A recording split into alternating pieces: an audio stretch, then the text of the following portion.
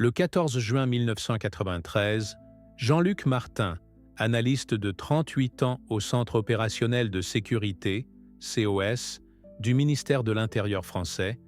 disparut mystérieusement après avoir quitté son bureau parisien de la rue Nélaton pour un rendez-vous confidentiel dans la petite ville de Compiègne, laissant derrière lui une enquête explosive sur un réseau de corruption qui impliquait des hauts fonctionnaires et des entreprises du secteur de la défense. Jean-Luc, père de 2 enfants et mari dévoué, était reconnu par ses collègues comme un analyste méticuleux et intègre, qui avait consacré 15 ans de sa carrière à traquer les menaces contre la sécurité intérieure française, développant une expertise particulière dans l'analyse des réseaux criminels transnationaux et leur connexion avec des éléments corrompus de l'administration publique. Ce matin-là, il avait informé sa secrétaire, Madame Dubois, qu'il se rendait à Compiègne pour rencontrer un informateur qui prétendait détenir des preuves cruciales concernant l'affaire sur laquelle il travaillait depuis 6 mois. Une investigation secrète baptisée Opération Miroir, qui visait à démanteler un système de pots de vin dans l'attribution de contrats militaires. D'où nous lisez-vous? Partagez votre ville et votre pays dans les commentaires avant de continuer cette histoire. Sa femme, Catherine, témoignerait plus tard qu'il était parti de leur domicile de Neuilly-sur-Seine vers 7h30, embrassant leurs enfants Marie et Thomas avant de monter dans sa Peugeot 405 grise,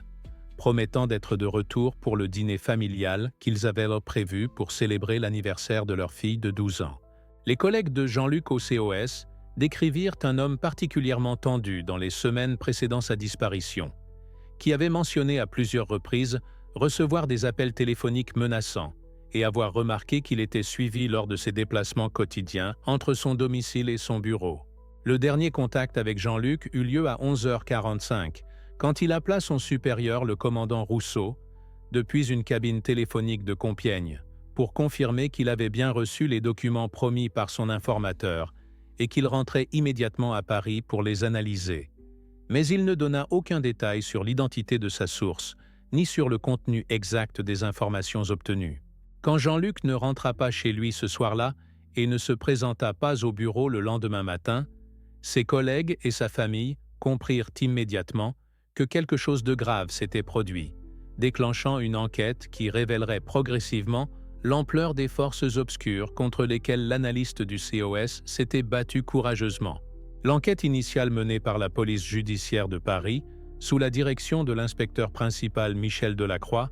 révéla rapidement que Jean-Luc Martin avait été impliqué dans une investigation hautement sensible qui menaçait des intérêts puissants au sein de l'establishment français,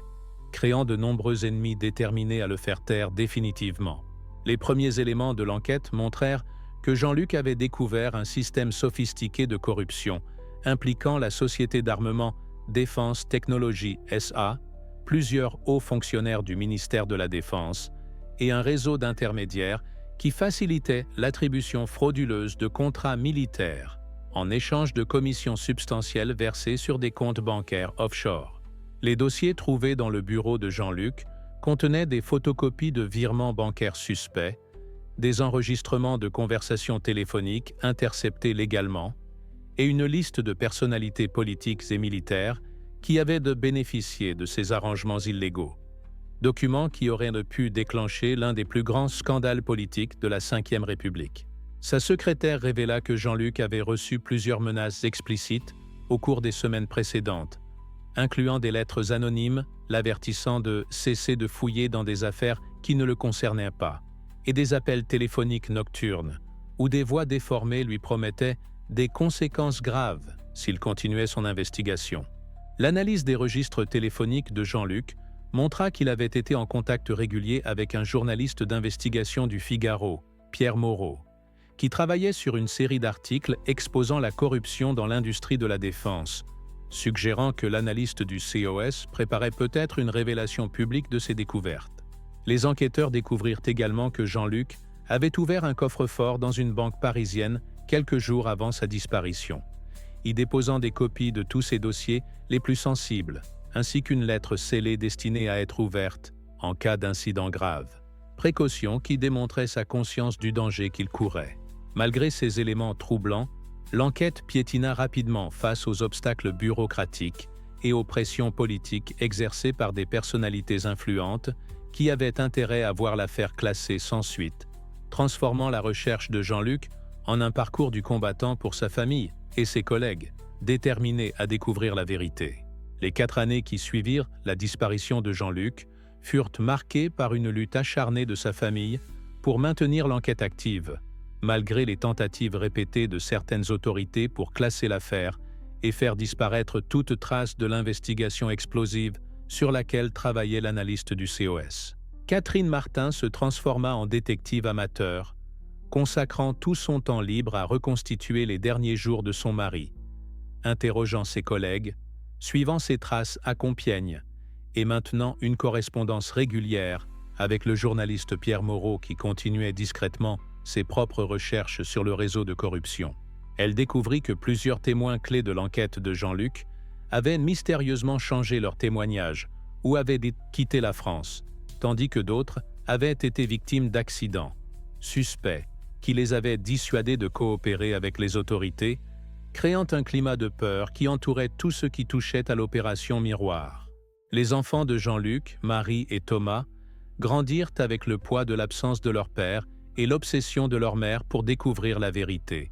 développant une méfiance précoce envers les institutions officielles et une détermination héritée de leurs parents pour lutter contre l'injustice. Le commandant Rousseau, supérieur de Jean-Luc au COS, fut muté vers un poste administratif sans importance après avoir tenté de relancer l'enquête, tandis que plusieurs de ses collègues reçurent des avertissements disciplinaires pour avoir continué à poser des questions sur le sort de leurs collègues disparus. Des organisations de défense des droits de l'homme et des associations de journalistes adoptèrent le cas de Jean-Luc comme symbole de la nécessité de protéger ceux qui luttent contre la corruption,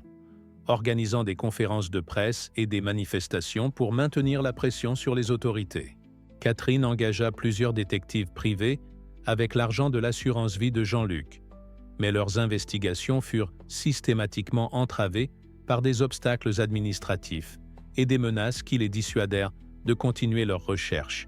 démontrant l'étendue du pouvoir de ceux qui voulaient que la vérité reste enterrée. Malgré ces difficultés, Catherine refusa d'abandonner, maintenant un site internet dédié à la recherche de son mari et organisant des commémorations annuelles qui attiraient l'attention des médias et maintenaient l'affaire dans la conscience publique, espérant qu'un jour, quelqu'un aurait le courage de révéler ce qui était vraiment arrivé à Jean-Luc Martin. Le 23 septembre 1997, 4 ans et 3 mois après la disparition de Jean-Luc Martin, des ouvriers du bâtiment travaillant sur l'extension du parking de l'hôtel des Trois Couronnes à Compiègne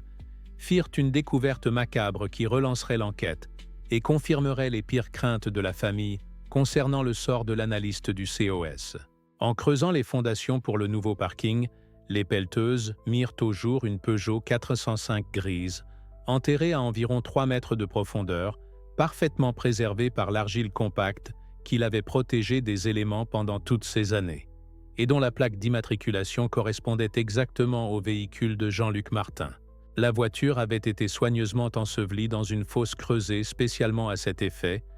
puis recouverte de terre et de gravats, suggérant une opération planifiée et exécutée par des professionnels qui connaissaient parfaitement les lieux et disposèrent de l'équipement nécessaire pour dissimuler efficacement les preuves de leur crime. À l'intérieur du véhicule, les enquêteurs trouvèrent le corps momifié de Jean-Luc, encore attaché au siège conducteur par sa ceinture de sécurité, ainsi qu'une mallette contenant les documents qu'il était venu récupérer à Compiègne. Documents qui s'avéreraient être des preuves explosives confirmant toutes ses suspicions sur le réseau de corruption qu'il investiguait. L'analyse médico-légale révéla que Jean-Luc était mort d'une balle dans la nuque, tirée à bout portant avec une arme de petit calibre, méthode d'exécution caractéristique des assassinats professionnels commandités par des organisations criminelles ou des services secrets, confirmant que sa mort n'était pas le résultat d'un crime passionnel ou d'un vol qui aurait mal tourné. Les documents trouvés dans la mallette contenaient des preuves irréfutables de l'implication de hauts responsables gouvernementaux dans le système de corruption, incluant des enregistrements audio de conversations compromettantes, des copies de contrats frauduleux, et une liste détaillée de tous les bénéficiaires du réseau avec les montants exacts qu'ils avaient reçus. La découverte de la voiture enterrée derrière l'hôtel révéla également que les assassins de Jean-Luc avaient choisi ce lieu spécifiquement parce qu'ils savaient que des travaux d'extension étaient prévus, espérant que le corps et les preuves seraient découverts seulement après que les personnalités impliquées auraient eu le temps de faire disparaître toute trace de leurs activités criminelles ou de quitter le pays. La découverte du corps de Jean-Luc et des preuves qu'il avait rassemblées déclencha une tempête politique sans précédent en France, forçant la démission de plusieurs ministres et hauts fonctionnaires impliqués dans le scandale, et menant à l'ouverture d'une enquête parlementaire sur la corruption dans l'industrie de la défense. Le procureur de la République de Paris, sous une pression publique intense alimentée par la couverture médiatique massive de l'affaire, nomma un juge d'instruction spécialisé dans les crimes financiers, le juge Martine Leblanc, pour diriger une investigation approfondie qui révélerait l'ampleur complète du réseau criminel que Jean-Luc avait tenté d'exposer au prix de sa vie. Les enregistrements trouvés dans la mallette de Jean-Luc impliquaient directement le ministre de la Défense de l'époque, général André Dubois, qui avait reçu plus de 2 millions de francs en pots de vin pour faciliter l'attribution de contrats d'armement à Defense Technologies SA, une société dirigée par son beau-frère qui avait systématiquement surfacturé ses prestations pour financer le système de corruption. L'enquête révéla également que Jean-Luc avait été trahi par son propre informateur à Compiègne, un comptable de Defense Technologies SA nommé Marcel Fontaine, qui avait été retourné par les dirigeants de l'entreprise et avait servi d'appât pour attirer l'analyste du COS dans le piège mortel qui lui avait coûté la vie. Catherine Martin, enfin confrontée à la confirmation de ses pires craintes concernant le sort de son mari, canalisa sa douleur en devenant une militante acharnée pour la transparence gouvernementale et la protection des lanceurs d'alerte, témoignant devant la commission parlementaire et devenant le visage public de la lutte contre la corruption institutionnelle. Les révélations contenues dans les documents de Jean-Luc menèrent à l'arrestation de 15 personnes, incluant des hauts fonctionnaires, des dirigeants d'entreprises et des intermédiaires qui avaient facilité les transactions illégales, marquant l'un des plus grands scandales de corruption de l'histoire française moderne. Le journaliste Pierre Moreau, qui avait maintenu le contact avec Catherine pendant toutes ces années, publia une série d'articles détaillés, basés sur les preuves rassemblées par Jean-Luc, articles qui remportèrent le prix Albert Londres et contribuèrent à sensibiliser l'opinion publique française sur les dangers de la corruption systémique dans les institutions gouvernementales. L'hôtel des Trois Couronnes, devenu involontairement célèbre comme le lieu où avait été découvert le corps de Jean-Luc, fut transformé en mémorial officieux, où des citoyens venaient déposer des fleurs et rendre hommage à un homme qui avait sacrifié sa vie pour défendre l'intégrité de la République française. Le procès des responsables de l'assassinat de Jean-Luc Martin et de la corruption systémique qu'il avait découverte devint l'événement judiciaire le plus suivi de la décennie en France, attirant l'attention internationale et établissant de nouveaux précédents dans la lutte contre la corruption gouvernementale. Le procureur général, maître Sophie Rousseau,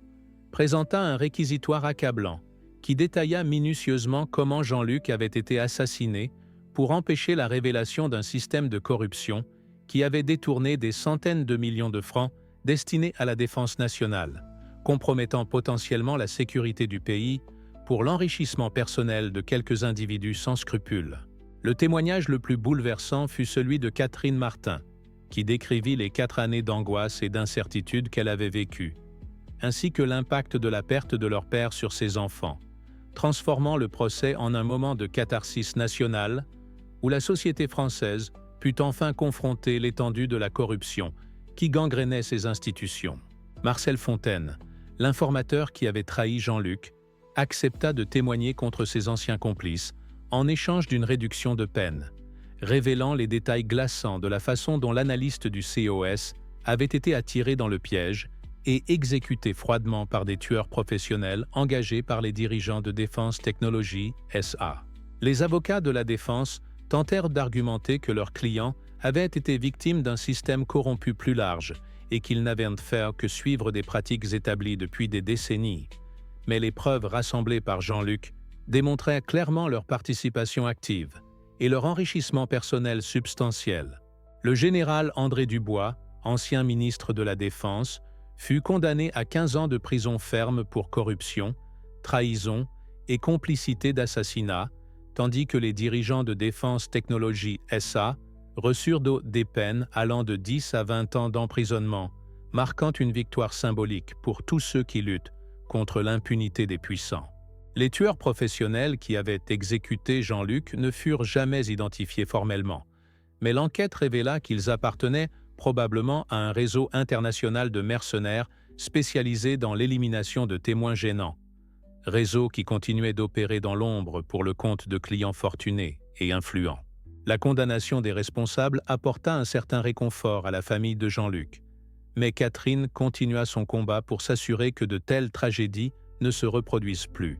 devenant une figure emblématique de la lutte pour la transparence et l'éthique dans la fonction publique française. L'héritage de Jean-Luc Martin transcenda largement les circonstances tragiques de sa mort, inspirant des réformes profondes dans le système français de lutte contre la corruption et établissant de nouveaux mécanismes de protection pour les fonctionnaires qui dénoncent des activités illégales au sein de l'administration. Le gouvernement français, sous la pression de l'opinion publique et des organisations internationales, adopta la loi Jean-Luc Martin, qui renforça considérablement la protection des lanceurs d'alerte, créa des canaux sécurisés pour signaler la corruption et établit des sanctions sévères pour ceux qui tentent d'intimider ou de faire du mal aux témoins de crimes financiers. Catherine Martin fonda l'association Jean-Luc Martin pour la transparence gouvernementale, organisation qui fournit un soutien juridique et psychologique aux fonctionnaires qui risquent leur carrière et leur sécurité pour exposer la corruption, aidant des dizaines de personnes à révéler des scandales qui auraient autrement été étouffés. Le Centre opérationnel de sécurité créa un prix annuel en l'honneur de Jean-Luc, récompensant les analystes qui font preuve d'un courage exceptionnel dans leurs investigations, tout en établissant de nouveaux protocoles de sécurité pour protéger les agents qui travaillent sur des affaires sensibles, impliquant des personnalités puissantes. L'hôtel des Trois Couronnes à Compiègne fut racheté par la municipalité et transformé en centre de formation sur l'éthique publique, où des fonctionnaires de toute l'Europe viennent apprendre les techniques d'investigation de la corruption et les méthodes de protection des témoins, perpétuant ainsi la mission de Jean-Luc d'une manière constructive. Les documents que Jean-Luc avait rassemblés avant sa mort continuèrent de générer des enquêtes pendant des années, menant à la découverte d'autres réseaux de corruption dans différents secteurs de l'administration française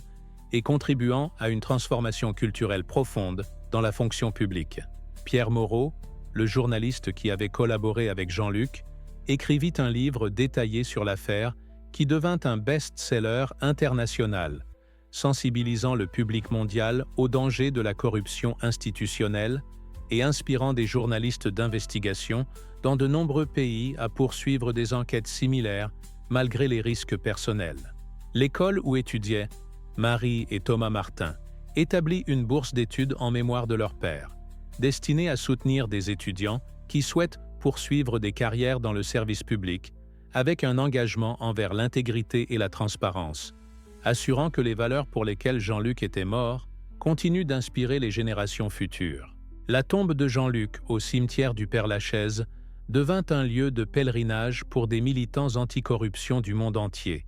qui viennent rendre hommage à un homme qui avait payé le prix ultime pour défendre les principes démocratiques et l'état de droit contre les forces de la corruption et de l'impunité. 10 ans après la découverte de la voiture enterrée et la résolution de l'affaire Jean-Luc Martin,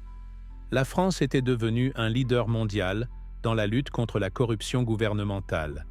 avec des institutions renforcées et une culture de transparence qui avait transformé radicalement le fonctionnement de l'administration publique. Les réformes inspirées par le sacrifice de Jean-Luc avaient créé un système où les fonctionnaires pouvaient signaler la corruption sans craindre pour leur sécurité ou leur carrière, résultant en la découverte et le démantèlement de dizaines de réseaux criminels qui opéraient précédemment en toute impunité dans différents secteurs gouvernementaux. Catherine Martin, devenue une figure respectée de la société civile française, fut nommée médiatrice de la République pour les questions d'éthique, poste créé spécialement pour elle en reconnaissance de son combat inlassable pour la justice et la transparence, lui permettant de continuer l'œuvre de son mari depuis une position officielle d'influence. Marie et Thomas Martin, maintenant adultes, choisirent tous deux des carrières dans le service public. Marie devenant magistrate spécialisée dans les crimes financiers, et Thomas rejoignant le COS comme analyste, perpétuant l'héritage familial de service à la République, tout en bénéficiant des protections que leur père avait contribué à établir par son sacrifice. L'association Jean-Luc Martin s'était développée en une organisation internationale qui opérait dans 15 pays,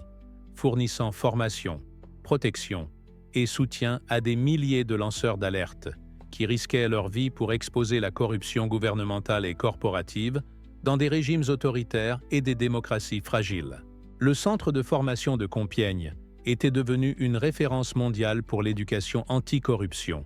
accueillant des délégations de gouvernements, d'organisations internationales et d'ONG qui venaient apprendre les meilleures pratiques développées en France pour combattre la corruption systémique. Les méthodes d'investigation développées par Jean-Luc et perfectionnées après sa mort avaient été adoptées par des agences de sécurité dans le monde entier, contribuant à la découverte de scandales majeurs et à l'amélioration de la gouvernance dans de nombreux pays qui luttaient contre l'impunité des élites corrompues. Le prix Jean-Luc Martin était devenu l'une des distinctions les plus prestigieuses dans le domaine de la lutte contre la corruption, attirant des candidatures du monde entier